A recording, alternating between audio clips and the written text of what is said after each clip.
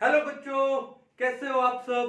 तो आज हम लोग केमिकल बॉन्डिंग का एक बड़ा ही इंटरेस्टिंग टॉपिक पढ़ने वाले हैं। और वो इंटरेस्टिंग टॉपिक कौन सा है? वो है आपका sp5 हाइब्रिडाइजेशन। कौन सा बोला मैंने? sp5 hybridisation. अब आपके माइंड में चल रहा होगा कि सर ये sp5 हाइब्रिडेशन कहां से आया? हमने sp हाइब्रिडाइजेशन पढ़ा है, sp2 पढ़ा है, sp3 पढ़ा है। sp3 के बाद फिर क्या पढ़ते हैं हम लोग? sp3d, then sp3d2, sp3d3 and so on. और कुछ एक और जैसे dsp2, d2sp3, फिर sd3 या d3s बोलते हैं। लेकिन sp5 हाइब्रिडेशन कैसे आया सर? अब sp5 का माइंड में आती एक चीज आती है कि एक s ऑर्बिटल होगा और 5 p ऑर्बिटल होंगे। लेकिन p ऑर्बिटल तो 3 ही होते हैं, px, py and pz। 5 p orbital कैसे आ गए सर? ठीक है, तो आज हम लोग यही टॉपिक पढ़ने वाले हैं। ये टॉपिक देखो ना तो आपके बोर्ड लेवल का है, ना आपके कंपिटिटिव लेवल का है, यानी ये एडवांस लेवल का भी नहीं, ये एडवांस से भी एडवांस लेवल का है। यानी ये आपकी नॉलेज को क्या करेगा? एक्सप्लोर करेगा, एक नया डायरेक्शन देगा। तो आज एक काम करते हैं, अपनी नॉलेज को हम लोग थोड़ा सा एक्सप्लोर करते हैं, ठीक है, और पढ़ते हैं किसके बारे में? sp5 हाइब्रिडाइजेशन के बारे में। तो अपनी अपनी नोटबुक ओपन कर लो, पहले इसको अच्छे से समझो और उसके बाद अपने नोट्स बनाइए। देखिए क्या है टॉपिक का नाम? sp5 hybridisation. sp5 hybridisation. तो पहले तो मैं आपको एक बात बता दूं यार, कि हम हाइब्रिडाइजेशन की बात कर रहे हैं तो इसका मतलब वहां पर क्या होंगे? हाइब्रिड ऑर्बिटल्स होंगे सेंट्रल एटम के पास। अब देखो हाइब्रिड ऑर्बिटल का मतलब क्या होता है कि वहां पर 100% कोई ऑर्बिटल नहीं है। वहां पर जो ऑर्बिटल्स हैं उनके क्या होते हैं? परसेंटेज होते हैं, कैरेक्टर होते हैं, पार्ट्स होते हैं। जैसे मैं आपको एक एग्जांपल देता हूं, जैसे मान लो आपने पढ़ा किसके बारे में? आपने sp हाइब्रिडेशन के बारे में पढ़ा होगा। अब sp हाइब्रिडाइजेशन में sp हाइब्रिड ऑर्बिटल है, ठीक है, तो मैं एक sp हाइब्रिड ऑर्बिटल की बात कर रहा हूं। किसकी बात कर रहा हूं? एक sp हाइब्रिड ऑर्बिटल की बात कर रहा हूं। तो एक sp हाइब्रिड ऑर्बिटल में ये जो s है वो पूरा नहीं है, 100% थोड़ी है। s का तो क्या होगा? पार्ट होगा। तो कितने s पार्ट है? एक s पार्ट है। और कितने p के पार्ट है? एक p का पार्ट है। तो टोटल कितने पार्ट हुए? 2 हुए। और out of 2 parts s part कितना है? 1 है। तो यहां पर जो s पार्ट लिखूं या s अमाउंट लिखूं या s मैं कैरेक्टर लिखूं, वो कितना आएगा? 1 आएगा। आउट ऑफ कितने? 2, यानी 1/2 आएगा, यानी 0.5 आएगा। और अगर इसको मैं परसेंटेज में लेता हूं तो परसेंटेज में कितना हो जाएगा? ये हो जाएगा आपके पास 50%। सिमिलरली इसके अंदर जो p कैरेक्टर है, एक sp हाइब्रिड ऑर्बिटल में जो p कैरेक्टर है वो कितना हो जाएगा? वो भी हो जाएगा 50%। यानी हाइब्रिड ऑर्बिटल है तो वहां पर s का पार्ट होगा, s कैरेक्टर होगा, 100% s नहीं है। ठीक है ना? जैसे sp में s कैरेक्टर 50%, ठीक है, और p कैरेक्टर भी कितना हुआ? 50%। सिमिलरली देखो ध्यान से, sp2 हाइब्रिडाइजेशन है और मैं एक sp2 हाइब्रिड ऑर्बिटल की बात करूंगा यहां पे, sp2 हाइब्रिड ऑर्बिटल। अब इस sp2 हाइब्रिड ऑर्बिटल में s का एक पार्ट है और p के 2 पार्ट है। तो टोटल कितने पार्ट हुए? 3 हुए। And out of 3 parts s part कितना है? 1 है। तो s पार्ट लिखूं या s कैरेक्टर कितना हुआ? 1/3 हुआ। और अगर मैं परसेंटेज में लूंगा तो वो कितना हो जाएगा? 33.3%। और सिमिलरली जो p कैरेक्टर है इसमें, जो p कैरेक्टर है वो कितना हो जाएगा? कितने p पार्ट है? 2, 2/3। 2/3 का मतलब परसेंटेज में लूं कितना रहेगा? 66 पॉइंट लगभग 7%। ये बात समझ आ गई? ठीक है, चलो अब आगे चलते हैं किसके बारे में? sp3 हाइब्रिडाइजेशन के बारे में। तो मैं एक sp3 हाइब्रिड ऑर्बिटल ले रहा हूं। अब इस sp3 हाइब्रिड ऑर्बिटल में s पार्ट 1 है, p के कितने पार्ट है? 3। तो टोटल पार्ट कितने हुए? 4। And out of these 4 part s part कितना हुआ? 1 हुआ। तो s कैरेक्टर कितना हुआ? 1/4। s कैरेक्टर हुआ 1/4 यानी 0.25। और परसेंटेज में लूं तो कितना हो जाएगा? 25%। सिमिलरली इसके अंदर जो p कैरेक्टर है एक sp3 हाइब्रिड ऑर्बिटल में p कैरेक्टर कितना आएगा? 3/4 यानी 0.75। और परसेंटेज में लेते तो कितना आएगा? 75%। कहानी क्लियर है? यानी sp हाइब्रिड ऑर्बिटल में s कैरेक्टर 50%, sp2 में s कैरेक्टर 33.3% और sp3 में s कैरेक्टर कितना हुआ? 25%। यानी एक हाइब्रिड ऑर्बिटल में s का कैरेक्टर होता है, s का पार्ट होता है, p का भी कैरेक्टर होता है। अब देखो हम लोग बात करें किसके लिए? sp5 हाइब्रिडाइजेशन के लिए। तो मैं एक sp5 हाइब्रिड ऑर्बिटल को लेता हूं, ठीक है। एक sp5 हाइब्रिड ऑर्बिटल में s का कितना पार्ट है, एक पार्ट है एज यू कैन सी, और p के कितने पार्ट हुए, 5 पार्ट हुए, तो टोटल कितने पार्ट्स हुए, 6 part. And out of these 6 parts s के कितने पार्ट हुए, 1। तो यानी यहां पर जो s करेक्टर है एक sp5 हाइब्रिड ऑर्बिटल में s करेक्टर कितना हुआ, ये हुआ आपका 1/6 हुआ। कितना हुआ, 1/6 यानी 0.166। और अगर मैं इसको परसेंटेज में लूं तो परसेंटेज में कितना जाएगा, 16.66% आ जाएगा। क्लियर है। सिमिलरली एक sp5 हाइब्रिड ऑर्बिटल में अगर मैं p करेक्टर निकालूं तो p के कितने पार्ट है, यहां पे 5। तो p करेक्टर कैसे निकालूंगा, 5/6, तो ये हो जाएगा 5/6। और 5/6 को अगर मैं परसेंटेज में लिखूं तो ये आपके पास आ जाएगा कितना, 83.34% आ जाएगा। कितना आ जाएगा, 83.34%। देखा कि P का कैरेक्टर बढ़ रहा है धीरे धीरे, P का कैरेक्टर बढ़ रहा है। कहानी समझ आ गई। तो टोटल जो प्योर p ऑर्बिटल्स है वो हमारे पास कितने, वो तो 3 ही है, px py एंड pz। लेकिन इन 3 प्योर p ऑर्बिटल्स को हमने आगे क्या कर दिया, डिवाइड कर दिया। sp5 हाइब्रिड ऑर्बिटल में उसके कितने पार्ट आ गए, 5 पार्ट आ गए। कहानी समझ गए। चलो अब हम इसको मैथमेटिकली भी प्रूव कर देंगे, ठीक है। तो एंड तक इस वीडियो को देखिएगा, बड़ा इंटरेस्टिंग होने वाला है। एक काम करते हैं, एक एग्जांपल लेते हैं, एग्जांपल से समझते हैं। और sp5 हाइब्रिडाइजेशन का सबसे जो शानदार एग्जांपल है ना, वो है आपका क्या, साइक्लोप्रोपेन। ऑर्गेनिक केमिस्ट्री पढ़ते हो तो उसके अंदर आता है ना साइक्लोप्रोपेन, ठीक है। तो आज का ये टॉपिक है आपका इनऑर्गेनिक केमिस्ट्री, केमिकल बॉन्डिंग का तो है, और साथ में ऑर्गेनिक केमिस्ट्री उसका भी है, क्योंकि साइक्लोप्रोपेन ले रहे हैं हम लोग, हाइड्रोकार्बन ले रहे हैं साइक्लिक, है ना, ठीक है। तो इसको नोट करो। अब हम लोग एग्जांपल लेंगे किसका,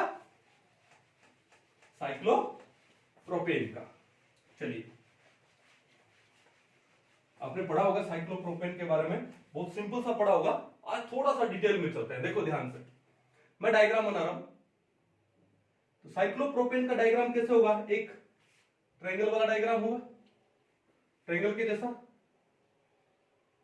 ठीक है। और ये ट्रायंगल कौन सी होती है हमारी, ये हमारी ट्रायंगल होती है इक्विलेटरल ट्रायंगल। इक्विलेटरल ट्रायंगल का मतलब क्या है, जिसकी सारी की सारी साइड्स क्या हो, इक्वल हो, तो उसके जो एंगल है वो भी क्या होंगे, सेम होंगे, ठीक है। चलो अब देखो यहां पर कि हमारे यहां पर 3 कॉर्नर है, 1 2 और 3, और ये तीनों कॉर्नर किसको रिप्रेजेंट करते हैं, कार्बन को रिप्रेजेंट करते हैं। किसको रिप्रेजेंट करते हैं, कार्बन को। तो एग्जांपल क्या है हमारा, साइक्लोप्रोपेन, ठीक है। तो 3 कॉर्नर है और तीनों कॉर्बन किसको रिप्रेजेंट करते हैं, कार्बन को। तो एक बात देखो यहां पे कि ये भी कार्बन है, ये भी कार्बन है, और ये भी क्या है, कार्बन, ठीक है। अब देखो कार्बन और कार्बन के बीच में एंगल कितना आ रहा है, यहां पे ये एंगल हमारे पास कितना आ रहा है, 60 डिग्री आ रहा है, ठीक है। ये भी कितना हो गया, 60 डिग्री, और ये भी कितना हो गया, 60 डिग्री। क्यों, क्योंकि एक इक्विलेटरल ट्रायंगल है, साइड्स इक्वल होंगी, एंगल भी सेम होंगे, 60 डिग्री होंगे, ठीक है। अब कार्बन की वैलेंसी कितनी होती है, 4 होती है। तो 4 में से 2 वैलेंसी तो कंप्लीट हो गई इस कार्बन की, 2 कार्बन के साथ बॉन्ड बनाए। अब क्या बचे हमारे पास, 2 वैलेंसी बच गई, और वो 2 वैलेंसी किससे कंप्लीट होगी, हाइड्रोजन से। तो देखो ध्यान से, ये एक हमारे पास क्या हुआ, हाइड्रोजन अबव द प्लेन, और एक हाइड्रोजन मैं यहां पर दिखा रहा हूं क्या, बिलो द प्लेन, ठीक है। सिमिलरली यहां पर आ जाओ, ठीक है। एक हाइड्रोजन हम लोग दिखा देंगे क्या, अबव द प्लेन, ठीक है, और एक हाइड्रोजन हम लोग दिखा देंगे क्या, बिलो द प्लेन, ठीक है। चलो यहां पर भी आ जाता है, एक हाइड्रोजन हो जाएगा हमारा क्या, above the plane, and 1 hydrogen is below the plane, ठीक है। तो यह है साइक्लोप्रोपेन। अब देखो ध्यान से यहां पर कि पहली बात तो हम लोग क्या पढ़ते हैं साइक्लोप्रोपेन में, कि जो कार्बन है उस कार्बन का हाइब्रिडाइज स्टेट क्या है। तो हम लोग सिंपल सा पढ़ते हैं कि इस कार्बन के पास कोई लोन पेयर है नहीं, और लोन पेयर नहीं है तो क्या होगा कि बॉन्ड पेयर कितने हुए, वो भी सिग्मा बॉन्ड, 1 2 3 4 हुए। तो 4 का मतलब क्या हुआ, sp3 हाइब्रिडाइजेशन। तो हम लोग क्या पढ़ते हैं कि ये कार्बन है वो sp3 हाइब्रिडाइज्ड है, ये तो पढ़ते हैं हम लोग ये कार्बन क्या है sp3, ये कार्बन क्या है sp3। ठीक है, यही नॉर्मल हम लोग पढ़ते आ रहे हैं, कॉम्पिटिटिव लेवल में हो चाहे बोर्ड लेवल में हो। तभी मैंने बोला क्या ये टॉपिक आपके बोर्ड एंड कॉम्पिटिटिव लेवल का नहीं, इससे थोड़ा अपर लेवल का। ठीक है, अब यहां पर एक क्वेश्चन अराइज होता है कि सर अगर ये कार्बन sp3 हाइब्रिडाइज्ड है तो sp3 हाइब्रिडाइजेशन का जो आइडियल एंगल है, मैंने क्या बोला, ideal angle for sp3 hybridisation कितना होता है बताओ? ये होता है 109 डिग्री 28 मिनट्स। कितना होता है? 109 डिग्री 28 मिनट्स होता है। लेकिन अब यहां पर बॉन्ड एंगल कितना है? 60 डिग्री। यानी कहने का मतलब है कि अगर 1 2 3 डिग्री बॉन्ड एंगल कम ज्यादा हो जाए तो देखा जाएगा, लेकिन बॉन्ड एंगल में डिफरेंस कितना है? 109 डिग्री 28 मिनट्स, यानी 109.5 डिग्री मान लो। वहां से ये एंगल हो गया 60 डिग्री, लगभग 49.5 डिग्री का डिफरेंस हुआ, यानी लगभग 50 डिग्री हो गया एक तरह से। ठीक है, अब इतना डिफरेंस हुआ तो भैया इसका मतलब कार्बन sp3 हाइब्रिडाइज नहीं होगा, क्योंकि sp3 हाइब्रिडाइजेशन का bond angle, ideal bond angle तो 109 डिग्री 28 मिनट्स होगा। ये तो बहुत ही कम है, 60 डिग्री हो गए। अब देखो, आपने अगर हाइब्रिडाइजेशन के बारे में पढ़ा है तो पहली बात मैं आपको बिल्कुल क्रिस्टल क्लियर कर दूं कि हाइब्रिडाइजेशन है, it is a hypothetical phenomena, पढ़ा था आप लोगों ने। ये बॉन्ड्स को इक्विवेलेंट करने के लिए क्या लिया गया, लेके आया गया था, है ना। चलो दूसरी बात कि हाइब्रिडाइजेशन है भैया बॉन्ड एंगल पे डिपेंड करता है। अगर बॉन्ड एंगल डिफरेंट हो गया तो हाइब्रिडाइजेशन भी डिफरेंट हो जाता है। जैसे जैसे जैसे आपने पढ़ा है CH4, एग्जांपल देता हूं, मीथेन। ठीक है, अब मीथेन में जो बॉन्ड एंगल आता है, थीटा आता है, वो कितना आता है? 109 डिग्री 28 मिनट्स आता है। ठीक है, इसका मतलब कि यहां पर जो कार्बन है वो क्या होगा? आपका sp3 हाइब्रिडाइज्ड होगा, पढ़ा हम लोगों ने। ठीक है, अब सिमिलरली अगर थीटा हमारा कितना हो जाता है? 120 डिग्री एंगल हो जाता है। ठीक है, जैसे आपने BF3 पढ़ा होगा, थीटा कितना हो जाता है? 120 डिग्री एंगल हो जाता है, तो हाइब्रिडाइजेशन कितना हो जाता है? sp2 हो जाता है। ठीक है, अगर थीटा आपका हो जाए कितना? 180 डिग्री, तो हाइब्रिडाइजेशन कितना हो जाता है? sp हो जाता है, जैसे आपने CO2 के बारे में पढ़ा होगा। यानी कहने का मतलब है कि मैं कह दूं कि हाइब्रिडाइजेशन है वो बॉन्ड एंगल पे डिपेंड करता है। बताओ गलत है सही है, कमेंट करके बताओ।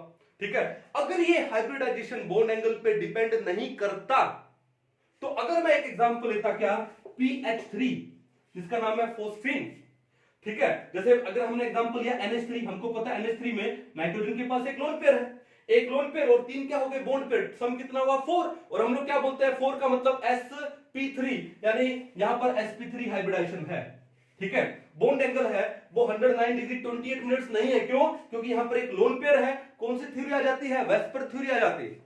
और वेस्पर थ्योरी है वो क्या बोलती है कि जो लोन पेयर में रिपल्शन ज्यादा होता है, then lone pair bond pair में रिपल्शन, देन बॉन्ड पेयर में रिपल्शन। सो वेस्पर थ्योरी के अकॉर्डिंग लोन पेयर और बॉन्ड पेयर में थोड़ा रिपल्शन होगा तो बॉन्ड एंगल 109 डिग्री 28 मिनट से कम हो जाएगा, और वो बॉन्ड एंगल यानी वो थीटा यहां पर अमोनिया में कितना हो जाता है? 107 डिग्री हो जाता है। तो हमने बोला कि चलो थोड़ा सा डिफरेंस चलेगा, 1 2 3 डिग्री का चला, हाइब्रिडेशन हमने बोल दिया sp3 है, चलेगा। लेकिन अगर यही कॉन्सेप्ट होता PH3 में यही कॉन्सेप्ट है। ठीक है, फास्फोरस है, एक लोन पेयर है और यहां पर 3 क्या है? बॉन्ड पेयर है। ठीक है, तो इस हिसाब से एक लोन पेयर और 3 बॉन्ड पेयर, टोटल सम कितना हुआ? 4। यहां पे फास्फोरस वो भी क्या होना चाहिए था? sp3 होना चाहिए था। लेकिन फिर हमने पढ़ा है क्या? Drago rule. तो ड्रैगो रूल क्या बोलता है कि जो PH3 है वहां पे फास्फोरस है वो अपने प्योर p ऑर्बिटल यूज करता है, यानी यहां पर कोई हाइब्रिडाइजेशन नहीं होगा, यहां पर नो हाइब्रिडाइजेशन, पढ़ा होगा आपने डिटेल में। और यहां पे जो बॉन्ड एंगल है वो लगभग कितना है? अप्रोक्सीमेटली 93 डिग्री है। भाई कुछ बुक्स में 92.8 डिग्री लिखा है, कहीं पे 93.5 लिखा है, मैंने लिख दिया लगभग 93 है। अब एक चीज देखो यहां पर कि बॉन्ड एंगल में डिफरेंस आया तो भैया हाइब्रिडेशन ही खत्म हो गई, यानी हाइब्रिडेशन है ही नहीं। क्यों? क्योंकि ये थीटा जो अप्रोक्सीमेटली 93 लिखा है, मैं बोल दूं कि लगभग 90 है, और लगभग 90 होने का मतलब क्या है कि जो फास्फोरस के जो p ऑर्बिटल्स हैं वो एक दूसरे से कितने डिग्री एंगल पे हुए? वो 90 डिग्री एंगल पे हुए। ठीक है, अगर वो 90 डिग्री एंगल पे है इसका मतलब वो कौन से ऑर्बिटल है? प्योर ऑर्बिटल्स है। वो कौन से ऑर्बिटल है? Pure orbitals. इसका मतलब है PH3 में फास्फोरस की कोई हाइब्रिडाइजेशन नहीं है। तो सिंपल सी बात आ गई कि जो हाइब्रिडाइजेशन है it is the game of bond angle. ठीक है, सारा खेल बॉन्ड एंगल का है। ये कहानी समझ आ गई? अब देखो कि 109 degree 28 minutes is the ideal bond angle for sp3 hybridisation. लेकिन साइक्लोप्रोपेन में हम लोग पढ़ते हैं कि जो कार्बन है वो sp3 हाइब्रिडाइज्ड है, लेकिन यहां पर बॉन्ड एंगल कितना हो गया 60 हो गया। अरे भैया 93 डिग्री था तो कोई हाइब्रिडेशन था ही नहीं, तो ये तो उससे भी बहुत कम है, 60 डिग्री है। तो हम लोग कैसे मान लें कि यहां पर कार्बन sp3 हाइब्रिडाइज्ड है? इसका मतलब क्या है कि कुछ तो हमसे छुपाया गया है, ठीक है, या कुछ हमारे सिलेबस से आउट ऑफ सिलेबस है, लेकिन उसका नॉलेज होना तो हमको जरूरी है, ठीक है। इसलिए मैंने बोला कि ये आपके कॉम्पिटिटिव लेवल पे भी नहीं है और ये आपके बोर्ड लेवल पे भी नहीं है, ये उससे थोड़ा सा यानी सुपर एडवांस लेवल का पढ़ते हैं। तो भैया आज क्या काम करते हैं, जो चीज कभी आपको बताई नहीं गई, ठीक है, कभी भी नहीं बताएगी, चाहे आपकी कोचिंग हो चाहे आपके बोर्ड क्लासेस में, कहीं नहीं बताएगी कि अगर किसी हाइब्रिडाइजेशन में मेरे को पी का अमाउंट निकालना है, ठीक है, तो मैं आपको उसके लिए एक सिंपल सा फॉर्मूला देता हूं, ठीक है। उस फॉर्मूला से आप किसी भी हाइब्रिडाइजेशन में पी का नंबर निकाल सकते हो। जैसे वो फॉर्मूला क्या, देखो सिंपल सी बात, ठीक है, ध्यान से लिखिएगा, बड़ा ही इंपॉर्टेंट फॉर्मूला। और वो फॉर्मूला क्या, देखो फॉर्मूला है कि 1 plus a cos theta is equal to 0। एक बड़ा ही सिंपल फॉर्मूला है, 1 plus a cos theta is equal to 0। ये फॉर्मूला किसी भी हाइब्रिडाइजेशन में पी का अमाउंट बताएगा। यहां पर ये जो ए है, ये ए क्या बताता है, P amount, where A is the P amount. कहानी क्लियर है? चलो कैसे करके देखते हैं। मान लो सबसे पहले मैंने पकड़ लिया किसको, sp हाइब्रिडेशन को पकड़ लिया। sp हाइब्रिडेशन में बॉन्ड एंगल कितना है, 180 डिग्री है। तो देखो यहां पर, ठीक है, 4 sp hybridisation, bond angle theta कितना हुआ, थीटा हुआ 180 डिग्री। तो p कितना हुआ, p1 हुआ ना, उसमें p कैरेक्टर कितना है, p1 है, ठीक है, p अमाउंट कितना है, 1 है। तो देखते हैं कैसे निकाले। तो 4 sp, थीटा कितना हुआ 180 डिग्री, तो फॉर्मूला अप्लाई करो, 1 प्लस में a cos 180 degree equal to 0, ठीक है। अब बताओ कि cos 0 कितना होता है, ठीक, cos 0 1 होता है, तो cos 180 कितना होगा, -1 होगा, ठीक है। तो ये क्या हो गया, 1 प्लस a cos 180 कितना है, -1 इक्वल टू 0। -1 को a से मल्टीप्लाई करेंगे और आगे प्लस का साइन है तो क्या आएगा, माइनस है, तो आपका ये क्या आ गया, 1 minus a equal to 0। Minus a को इधर ले जाओ तो क्या हो जाएगा, प्लस का हो जाएगा, तो ये क्या हो जाएगा, a इज इक्वल टू 1। और a किसको रिप्रेजेंट करता है, p अमाउंट को, तो p कितना हुआ, 1 हुआ। तो बताओ sp हाइब्रिडेशन में p अमाउंट कितना है, 1 है कि नहीं है ना। इसका मतलब फॉर्मूला एप्लीकेबल हो गया। क्लियर है? चलो उसके बाद मिटा दो इसको। अब आते हैं किसके ऊपर, मान लो sp2 हाइब्रिडेशन पे आ जाता है, ठीक है, किसके ऊपर, sp2 हाइब्रिडेशन पे। अब sp2 में आप देखो p कितना है, 2 है, p अमाउंट कितना है, 2 है, तो अप्लाई करके देते हैं। और बॉन्ड एंगल कितना है, 120 डिग्री। तो देखो ध्यान से, 1 plus a cos 120 degree is equal to कितना, 0। अब cos 120 डिग्री का वैल्यू कितना होता है, -1/2, तो 1 plus a into -1/2 equal to 0। a को -1/2 से मल्टीप्लाई करो तो -a/2 हो जाएगा, तो 1 - a/2 इक्वल टू 0। ये माइनस उधर जाके प्लस, तो क्या हो जाएगा कि 1 इज इक्वल टू a/2, 2 इधर ले आओ, तो a का वैल्यू कितना आ गया हमारे पास, 2। और a किसको रिप्रेजेंट करता है, p अमाउंट को रिप्रेजेंट करता है। इसका मतलब sp2 हाइब्रिडेशन में a बोले तो p अमाउंट कितना है, 2 है, बिल्कुल 2 है, सही है। फॉर्मूला फिर एप्लीकेबल हो गया, ठीक है। सिमिलरली आप ये फॉर्मूला एप्लीकेबल करो किसके ऊपर, sp3 हाइब्रिडेशन के ऊपर एप्लीकेबल करो। sp3 करोगे तो बॉन्ड एंगल कितना है, 109.5 डिग्री। 109.5 डिग्री का जब आप कोस लोगे तो वैल्यू कितना आएगा, -1/3। तो 1 माइनस a/3 इक्वल टू 0, यानी 1 इक्वल टू a/3, a का वैल्यू आएगा 3। a किसको रिप्रेजेंट करता है, p अमाउंट को, तो p कितना आ गया, 3 आ गया। इसका मतलब एप्लीकेबल हो गया यहां पर भी, कोई दिक्कत नहीं है। चलो PS3 में करके देखते हैं कि जो 93 डिग्री है angle, that is approximately equal to 90 degree. तो करके देखते हैं कि 4 PH3, ठीक है, theta is approximately equal to 90 degree. Apply करके देखते हैं, देखो ध्यान से, तो 1 प्लस में a cos 90 degree equal to 0। अब बताओ cos 90 का वैल्यू कितना होता है, 0। अब अगर ये 0 है तो 0 को a से मल्टीप्लाई करोगे तो आएगा 0। a किसको रिप्रेजेंट करता है, p को। इसका मतलब वहां पे p कितना है, 0। और p 0 होने का मतलब क्या है कि हाइब्रिडेशन है ही नहीं। अरे भैया हम ये जो sp3 sp2 sp ये हम जो लिख रहे हैं, इसका मतलब ये एक हाइब्रिड ऑर्बिटल की बात चल रही है। ये फॉर्मूला किसके लिए है?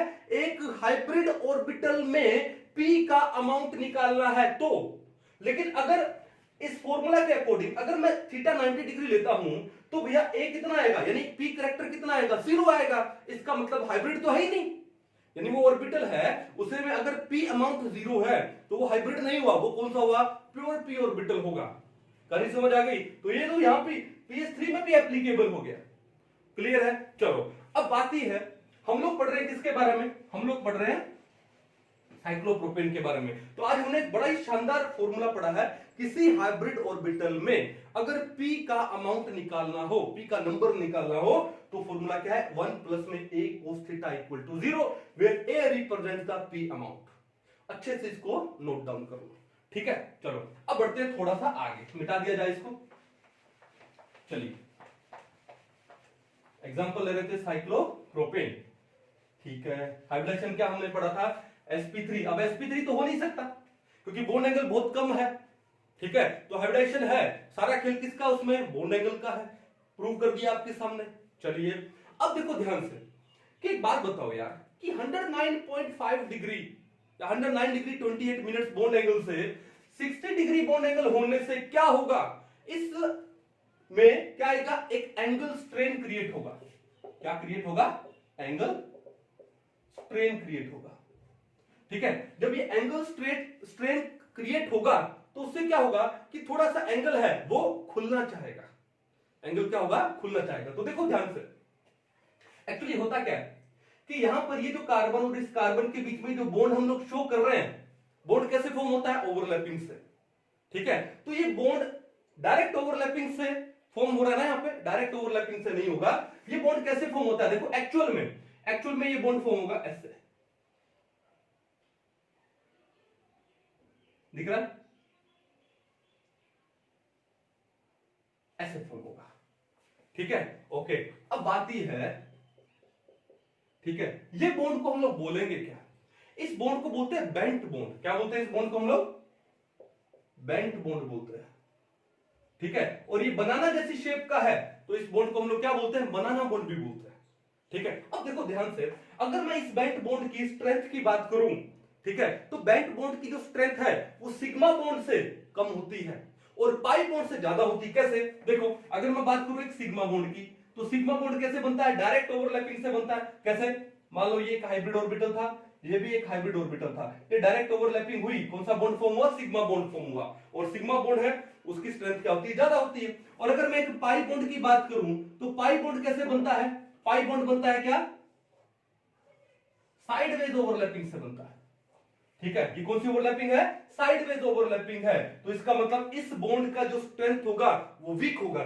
लेकिन ये जो बेंट बॉन्ड है, जिसको हम लोग यहाँ पे बनाना बॉन्ड भी बोलते हैं ना, यहाँ पे तो डायरेक्ट ओवरलैपिंग तो हो नहीं रही है, ठीक है? साइडवेज भी नहीं हो रही है, इन दोनों के बीच की हो रही है। देखा आपने?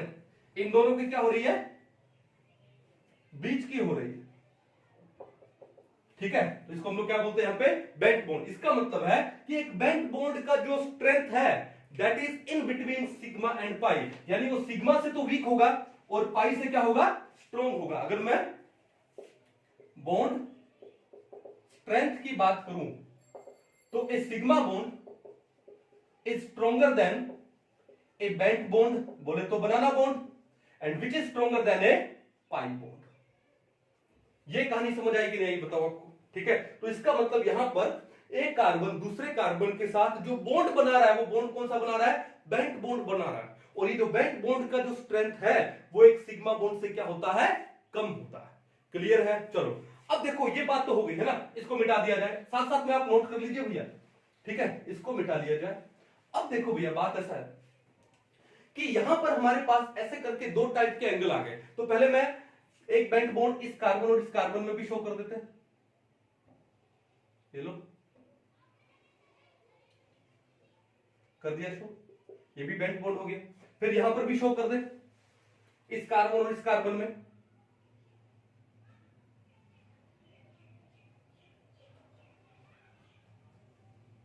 यहां भी हमने शो कर दिया। देखा आपने? तो ऐसा यहां पर दो टाइप के एंगल बनते हैं, ठीक है? एक एंगल है उसको हम लोग क्या बोलते हैं? उसको हम लोग बोलते हैं क्या? Inter nuclear angle. क्या बोलते हैं? Inter nuclear angle. ठीक है, अब ये जो इंटर न्यूक्लियर एंगल है वो कितना है भैया? वो है 60 डिग्री।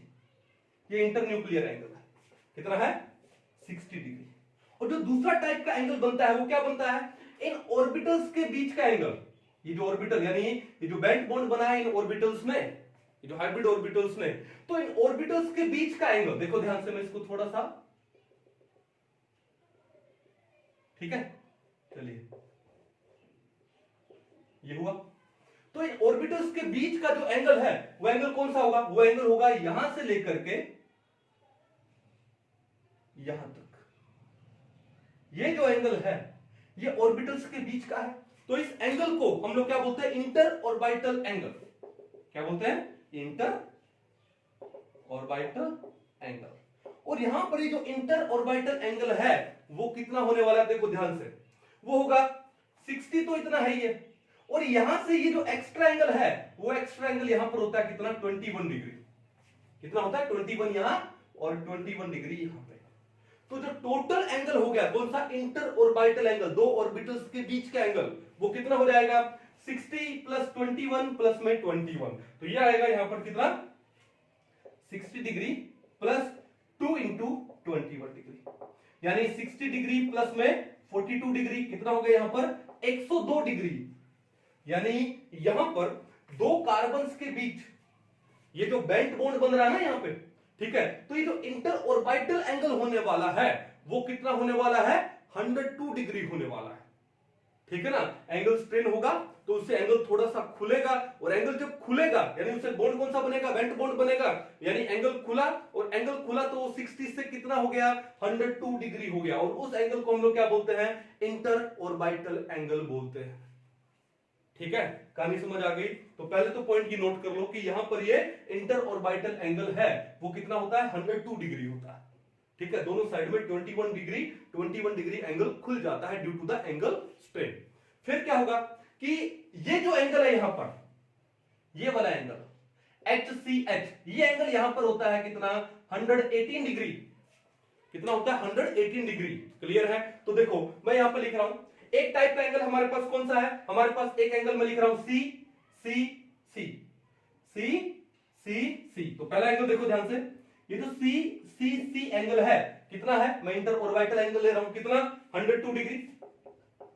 ठीक है, और एक मैं एंगल ले रहा हूं कौन सा? HCH HCH, ये हमारे पास कितना आ रहा है? 118 डिग्री आ रहा है।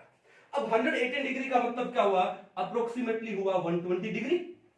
और जब एंगल 120 डिग्री होगा इसका मतलब कौन सा? हाइब्रिडाइजेशन होगा, sp2 होगा। इसका मतलब क्या है? इसका मतलब क्या है कि ये जो कार्बन है, ये जो हाइड्रोजन के साथ जो बॉन्ड बना रहा है, इन दो हाइड्रोजन के साथ, तो इन दो हाइड्रोजन के साथ में बॉन्ड बनाने के लिए ये कार्बन अपने sp2 हाइब्रिड ऑर्बिटल को यूज करता है, क्योंकि bond angle is approximately equal to 120 degree. तो भैया मैं लिख दूं यहां पे, ये कार्बन अपना sp2 हाइब्रिड ऑर्बिटल यूज कर रहा है इस हाइड्रोजन के साथ बॉन्ड बनाने में, ये कार्बन भी अपना sp2 हाइब्रिड ऑर्बिटल यूज कर रहा है हाइड्रोजन के साथ बॉन्ड बनाने में।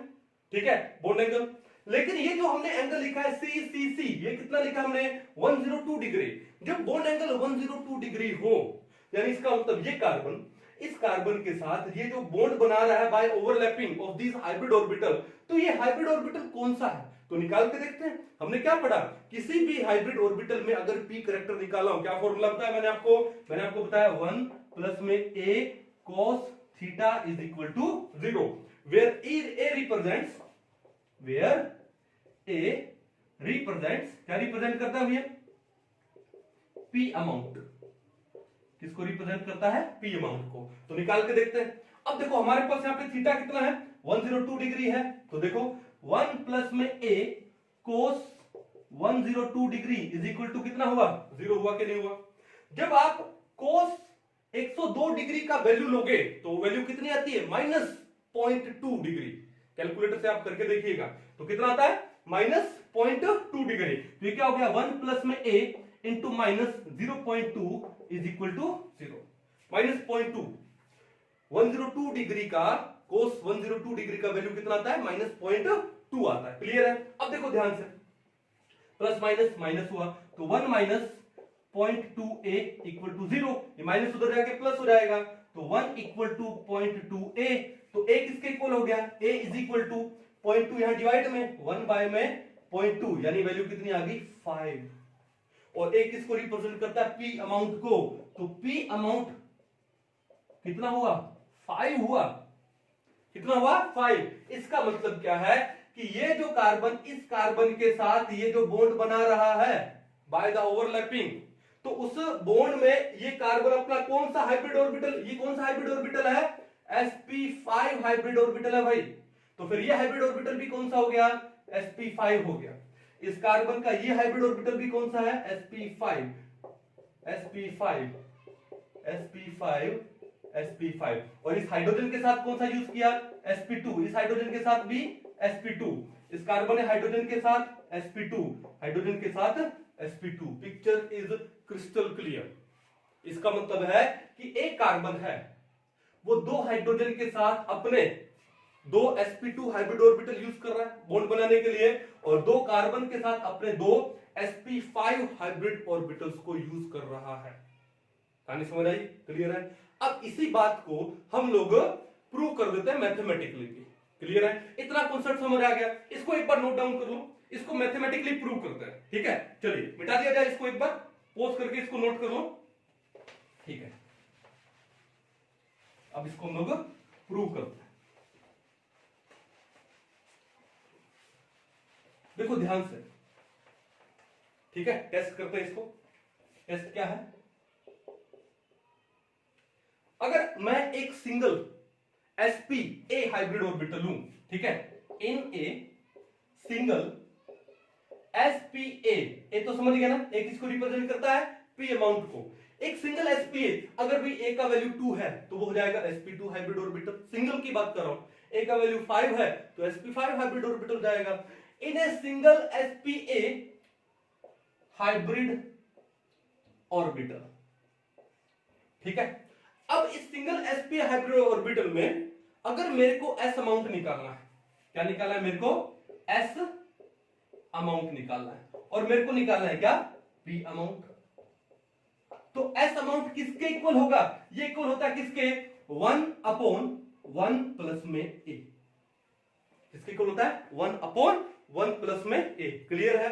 चलो, और जो p अमाउंट है वो किसके इक्वल होता है, ये होता है आपका क्या, a/1 प्लस में a, ठीक है। अब ये जो 1 प्लस a है ना, where 1 plus a is equal to sum of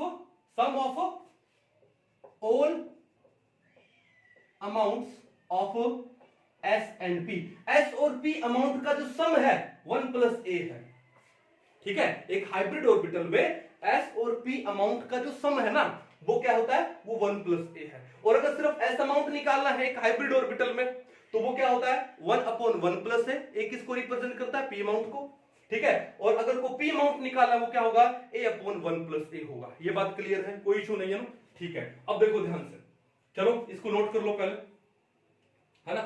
चलिए अब मैं आगे चलता हूं, इसको मिटा दिया जाए। हाँ जी, तो हम लोग क्या पढ़ रहे थे, देखो ध्यान से। अब यहां पर मैं s के लिए लूंगा सबसे पहले 4s, और बाद में हम लोग लेंगे किसके लिए, 4p के लिए। अब s के लिए देखो, इस कार्बन के जो ऑर्बिटल्स हैं, जो इन प्रोटॉन की तरफ, प्रोटॉन यानी इन हाइड्रोजन्स की तरफ पॉइंटेड हैं, ठीक है। तो देखो क्या लिखा, 4s क्या लिखा, in orbitals oriented towards protons, proton समझ गया ना, यानी कार्बन के जो हाइड्रोजन के साथ बॉन्ड है, ठीक है। तो उस बॉन्ड में जो कार्बन के जो ऑर्बिटल है, ठीक है, अब उसके अंदर मेरे को s निकालना है, ठीक है। तो कितने ऑर्बिटल है यहां पर, एक तो इस हाइड्रोजन के साथ और एक इस हाइड्रोजन के साथ, और हमने बोला कि वो sp2 हाइब्रिड ऑर्बिटल है, यानी वहां पर p अमाउंट कितना है, 2 हुआ, p अमाउंट कितना हुआ, 2, और p अमाउंट को रिप्रेजेंट कौन कर रहा है, a रिप्रेजेंट कर रहा है, ठीक है। तो देखो उसका मतलब वहां पर जो s अमाउंट है वो कितना हो जाएगा, वो हो जाएगा 1/1 प्लस क्या बोला, sp2 हाइब्रिडाइजेशन p अमाउंट कितना है 2, p को रिप्रेजेंट करा a, तो 1/1 प्लस में 2, a किसको रिप्रेजेंट करा p को, sp2 में p कितना है 2 लिख दिया मैंने, ठीक है। चलो ये कितना हो गया 1/3 हो गया, और कितने हैं हमारे पास 2 है, तो 2 है तो एक तो लिख दिया 1/3, दूसरा भी 1/1 प्लस 2 यानी वो भी हो गया 1/3, कहानी समझ गए ना, मिटा दूं, लिख दूं इसको क्या 1/3, फिर लिखता हूं क्या, अब ये तो ऑर्बिटल्स वो थे, हाइब्रिड ऑर्बिटल्स वो थे कार्बन के जो प्रोटॉन की तरफ पॉइंटेड थे। अब कार्बन के वो हाइब्रिड ऑर्बिटल जो दूसरे कार्बन की तरफ ओरिएंटेड है, टुवर्ड्स ओरिएंटेड है, वो कौन सा हाइब्रिड ऑर्बिटल है, sp5, p अमाउंट कितना है 5, p अमाउंट किसको रिप्रेजेंट करता है a रिप्रेजेंट करता है p अमाउंट को, है ना। तो क्या लिखूंगा दूसरा पॉइंट देखो क्या है, दूसरा पॉइंट है इन ऑर्बिटल्स ओरिएंटेड टुवर्ड्स क्या लिखूं कार्बन्स, टुवर्ड्स कार्बन, कार्बन्स क्यों लिखा है, एक तो कार्बन ये वाला और एक कार्बन इसके साथ ये वाला, ठीक है, इसका एक हाइब्रिड ऑर्बिटल ये हो गया, एक हाइब्रिड ऑर्बिटल ये हो गया, ठीक है। तो वहां पर जो s अमाउंट है, इस sp5 हाइब्रिड ऑर्बिटल का s अमाउंट की बात कर रहा हूं मैं, ठीक है। वो s अमाउंट कितना आएगा, देखो ध्यान से, फॉर्मूला क्या था 1/1 प्लस a, तो आएगा 1/1 प्लस a किसको रिप्रेजेंट करता है p अमाउंट को, और sp5 में p अमाउंट कितना है 5 है, ठीक है, तो ये कितना हो गया 1/6 हो गया। तो इस sp5 हाइब्रिड ऑर्बिटल में s अमाउंट कितना हो गया 1/6 हो गया, तो कितने sp5 हाइब्रिड ऑर्बिटल है इस कार्बन के, 2 हैं, तो 1/6, और दूसरा भी क्या लिख दूं 1/6, तो डायरेक्ट लिख दूं 1/6 एंड 1/6, क्लियर है। अब अगर मैं इनको ऐड कर दूं, सारे s अमाउंट को ऐड कर दूं, तो मैं देखता हूं कि टोटल s आता कितना है, ठीक है। तो क्या लिख दूं, sum of all s amount of, मैं इस कार्बन को बात कर रहा हूं, ठीक है ना, ऑफ दिस कार्बन, ठीक है, ओके, ऑफ कार्बन यानी एक सिंगल कार्बन की बात कर रहा हूं, इस सिंगल कार्बन की बात कर रहा हूं, ठीक है। चलो कितना आ जाएगा, ये हमारे पास आ जाएगा क्या 1/3 प्लस 1/3 प्लस 1/6 प्लस 1/, सबको ऐड कर दिया हम लोगों ने, 1/3 प्लस 1/3 प्लस 1/6 प्लस 1/6, क्लियर है, ठीक है। अब जब आप इसका एलसीएम लोगे, कितना आएगा एलसीएम 6 आएगा, ठीक है। तो यहां पर वैल्यू कितनी आएगी 2, यहां भी कितना 2, यहां कितना जाएगा 1 प्लस 1, 2 प्लस 2 4, 4 प्लस 1 5, 5 प्लस 1 6, कितना वैल्यू आ गया हमारे पास 6/6 यानी 1 आ गया। तो जो टोटल s है हमारे पास वो कितना है 1 आया। तो देखो इस कार्बन के पास जब ये बॉन्ड बनाएगा तो s कितना है, s ऑर्बिटल तो एक ही है, मैं किसकी बात कर रहा हूं, मैं वैलेंस शेल की बात कर रहा हूं, है ना। तो s ऑर्बिटल तो उसके पास एक ही है, कैसे, कार्बन का हाइब्रिडाइज्ड स्टेट क्या है, कार्बन का इलेक्ट्रॉनिक कॉन्फ़िगरेशन क्या है 1s2 2s2 2p2। अब ये 1s2 तो इनर शेल का है, अब इनर शेल वाले तो बॉन्डिंग में पार्टिसिपेट नहीं करते, तो इसको भूल जाओ, ठीक है। वैलेंस शेल क्या है इसका 2s2 2p2, तो 2s, तो यानी इसके पास s ऑर्बिटल कितना है, कार्बन के पास एक ही तो है, तो s ऑर्बिटल हमारे पास टोटल कितना आ गया, एक ही आ गया। वो एक s ऑर्बिटल है, वो इन 4 हाइब्रिड ऑर्बिटल्स में, 2 तो हाइड्रोजन के साथ 2 कार्बन के साथ, उसमें क्या था डिवाइड था, और कितने अमाउंट में डिवाइड था, इन हाइड्रोजन के साथ में डिवाइड था किसमें 1/3 अमाउंट में, और इन कार्बन के साथ में डिवाइड था किसके अंदर 1/6 अमाउंट में। तो सम कितना आ गया टोटल 1 आ गया, जो कि बिल्कुल सही है, हो गया ये s का तो मैथमेटिकली प्रूव हो गया कि इस कार्बन के पास s ऑर्बिटल कितना था टोटल 1 था वैलेंस शेल का बॉन्ड बनाने के लिए, और वो 1 आ गया, और 1 s ऑर्बिटल डिवाइड था कितने 4 हाइब्रिड ऑर्बिटल्स में, 2 हाइड्रोजन के साथ में 1/3 अमाउंट में, और 2 कार्बन के साथ में 1/6 अमाउंट में। ये बात क्लियर होगी, नोट कर लो इसको। अब आते हैं s के बाद में किसके लिए, p के लिए आते हैं, किसके लिए आते हैं p के लिए, s का तो हमारा प्रूव हो ही गया, अब आते हैं किसके लिए p के लिए, ठीक है।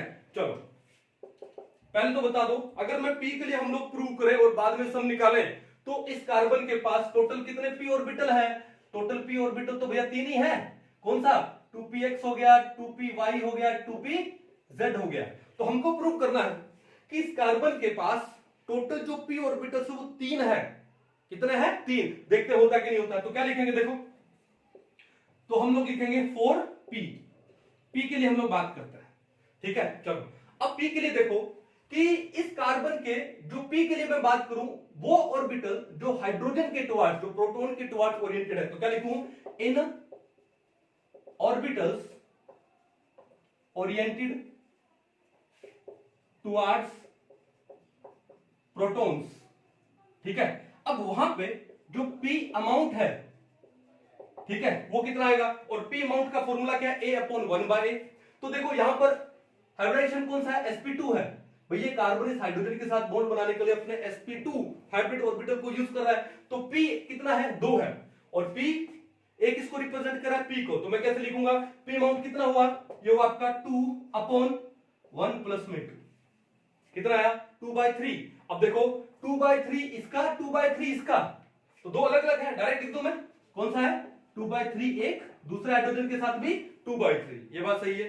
चलो अब आते हैं कि जो कार्बन इस कार्बन के साथ ये जो बॉन्ड बना रहा है, तो इस हाइब्रिड ऑर्बिटल में उसका p अमाउंट क्या है, तो देखो क्या लिखेंगे हम लोग, इन ऑर्बिटल्स, कॉमा लगा दो यहां पे, ओरिएंटेड टुवर्ड्स कार्बन्स, ठीक है, ओके। तो वहां पे जो p अमाउंट निकालना है, तो p अमाउंट कितना होगा, तो देखो हाइब्रिडेशन हमने क्या शो किया, यहाँ पे sp5 शो किया, तो p अमाउंट कितना है, 5 है, तो p अमाउंट का फॉर्मूला क्या है, A/1/A, A रिप्रेजेंट करता है p को, तो क्या हो जाएगा, p a की जगह 5/1 प्लस में 5, वैल्यू कितना आया, 5/6। तो कितने हाइब्रिड ऑर्बिटल है इसके, 2 है sp5 वाले, तो 5/6 कितनी बार लिखूं मैं, 2 बार लिख दिया। अब जो इस कार्बन के जो ऑर्बिटल्स, हाइब्रिड ऑर्बिटल्स है, जो कि प्रोटॉन के टुवर्ड्स ओरिएंटेड है और इन कार्बन के टुवर्ड्स ओरिएंटेड है, उनके जितना भी जो p अमाउंट आया है, अगर मैं इसका सम टोटल कर दूं तो कितना आना चाहिए, 3 आना चाहिए। देखते हैं, तो क्या लिखेंगे, now the sum total of p amounts, ठीक है, ओके, कितना जाएगा, यह जाएगा आपका क्या, 2/3 प्लस में 2/3 प्लस 5/6 प्लस में 5/6, ठीक है। अब एलसीएम कितना आ गया आपके पास, 6 आ गया, 6 को 3 से डिवाइड करो 2 को 2 से मल्टीप्लाई करो 4, यहां भी हो जाएगा 4, 6 को 6 से डिवाइड किया 1 को 5 से 5, यहां भी कितना हो जाएगा 5, क्लियर है। 4 + 4 8, 8 + 10 18, तो ये हो गया आपके पास 18/6, 18 को 6 से डिवाइड करोगे तो कितना आ रहा है भाई, 3 आ रहा है, यानी इस कार्बन के पास 3 p ऑर्बिटल है। कितने p ऑर्बिटल है, 3, कौन से, 2px 2py एंड 2pz, और ये जो 3 p ऑर्बिटल हैं, वो p अमाउंट 4 हाइब्रिड ऑर्बिटल में वो जो 3 p ऑर्बिटल्स का अमाउंट है वो डिस्ट्रीब्यूटेड है। कैसे, इस sp2 हाइब्रिड ऑर्बिटल में p का अमाउंट कितना डिस्ट्रीब्यूटेड है, ये p2 p2 है, और sp5 में p5 p5 है। लेकिन जब आप टोटल p अमाउंट को ऐड कर दोगे तो टोटल कितने p ऑर्बिटल्स आएंगे, 3 p ऑर्बिटल्स आएंगे। तो माइंड से जो एक डाउट था कि सर sp5 में क्या 5 p ऑर्बिटल, अरे नहीं भाई, sp5 हाइब्रिडाइजेशन का मतलब क्या है कि वहां पर वो हाइब्रिड ऑर्बिटल में p का अमाउंट थोड़ा ज्यादा है as compare to sp, sp2, sp3, p का अमाउंट ज्यादा है, बट अल्टीमेटली हमारे पास अगर प्योर ऑर्बिटल की बात करूं p की, वो तो 3 ही है, वो 3 p ऑर्बिटल है, वो डिफरेंट तरीके से क्या है, डिवाइडेड हो गए हाइब्रिड ऑर्बिटल्स पे, उनका अमाउंट थोड़ा डिफरेंट हो गया। तो ये हमने प्रूव कर दिया इसको मैथमेटिकली। तो ये था आपका कौन सा, sp5 हाइब्रिडाइजेशन के बारे में। एग्जांपल क्या इसका, साइक्लोप्रोपेन। आई थिंक आज बड़ा मजा आया होगा ना, कि आज कुछ नया सीखने को मिला और एक नया फॉर्मूला सीखने को मिला, क्या 1 प्लस में a cos theta equal to 0। किसी भी हाइब्रिड ऑर्बिटल में p का अमाउंट निकालना हो तो आप अप्लाई कर सकते हो, और ये हर जगह पे अप्लाई है। ड्रैगो रूल जो बोलता है, जैसे pH3 में फास्फोरस का कोई हाइब्रिडाइजेशन नहीं होता तो उसके अंदर भी एप्लीकेबल है, ठीक है, और बाकी सब फॉर्मूलाज में एप्लीकेबल है, ठीक है। आई थिंक कुछ नया सीखने को मिला होगा ना। तो अगर आपको ये अच्छे से समझ आया तो इसको लाइक करो और अपने दोस्तों के साथ शेयर करो, ठीक है ना। तो मिलते हैं ऐसे किसी नेक्स्ट शानदार टॉपिक में, तब तक के लिए थैंक यू।